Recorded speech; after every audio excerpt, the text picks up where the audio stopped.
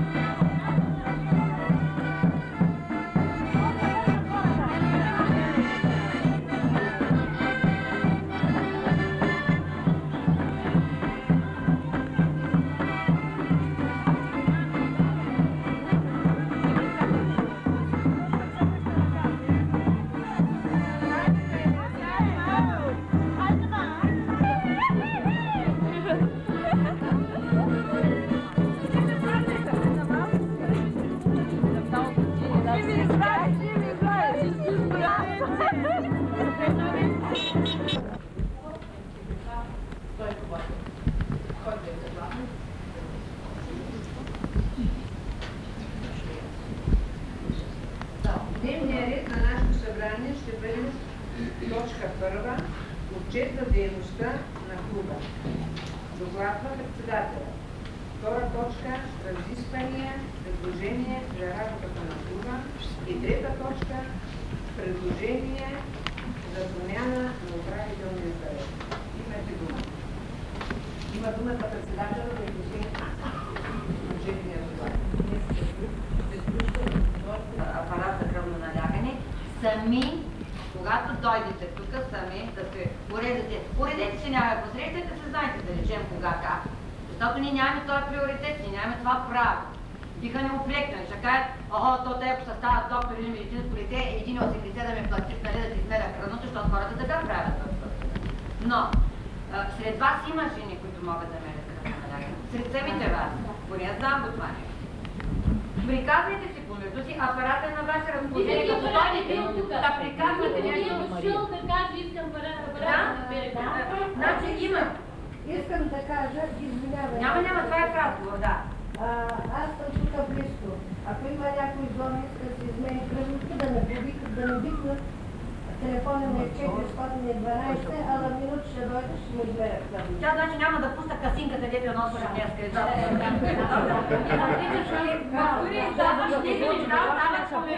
Нещо друго. Нека да отидете на доктора и да му кажете, дама, на мене ми избереха в пенсионерския клуб, има 210 кръвно. Чакайте бе, какви сме. Ние го правим, това не е само значи, когато примерно искате да проведете дело, да речем, че Мария или пък Попова ви дигнали кръвното, нали? Това вече го виждате. В този смисъл няма да злоупотребяваме с този момент. Значи той е за ваша употреба, когато го искате. Някой от вас знае. Ето Леля Зорка си предлага услугите. Сега ще се обръщаме обратно, бе.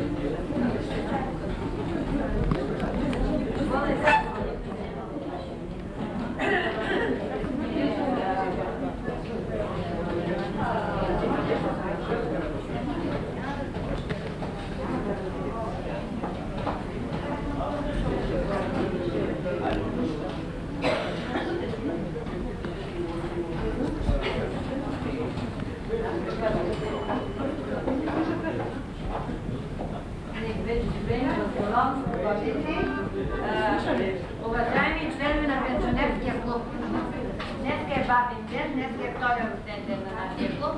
От днеска има смяна и на част от ръководния екип на пенсионерския клуб. За тази първа песен поздравяваме господин Николай Генчев за коректната му работа, за това, че прави добро впечатление 2 години. Давам думата на господин Райко Длъпчев. Първата песен е за него.